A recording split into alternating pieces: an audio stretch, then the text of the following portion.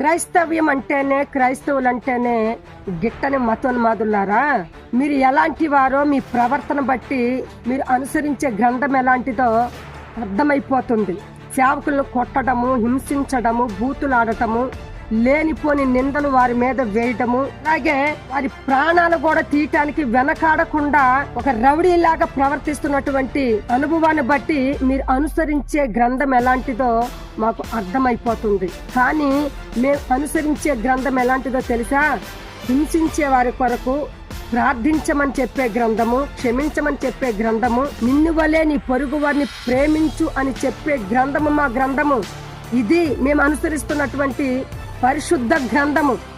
అందుకే మీరు సేవకుల్ని, క్రైస్తవుని, దేవుని బిడ్డలను ఏ విధముగా హింసిస్తున్నా, మీ ఇష్టానుసారంగా ప్రవర్తిస్తున్నా, సేవకుల్ని చంపేస్తున్నా కూడా మిమ్మల్ని ఏమీ చేయలేక కాదు, కానీ దేవుడు చెప్పిన విధముగా మేము పట్టుకున్న గ్రంథము, మేము అనుసరిస్తున్న గ్రంథాన్ని బట్టి ఆ గ్రంథంలో ఉన్నటువంటి దేవుని వాక్యానికి లోబడి మిమ్మల్ని మీరు ఏ విధంగా ప్రవర్తిస్తున్నారో ఇతరుల పట్ల, అలాగే ముఖ్యంగా క్రైస్తవులు సేవకుల పట్ల మీరు ఎలా అన్యాయంగా, ఘోరంగా ప్రవర్తిస్తున్నారో అలా మేము ప్రవర్తించలేక కాదు.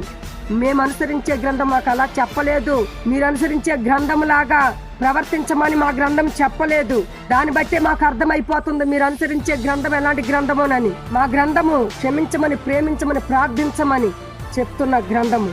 ఇది మేము అనుసరించే బైబిల్ గ్రంథము యొక్క గొప్పతనము.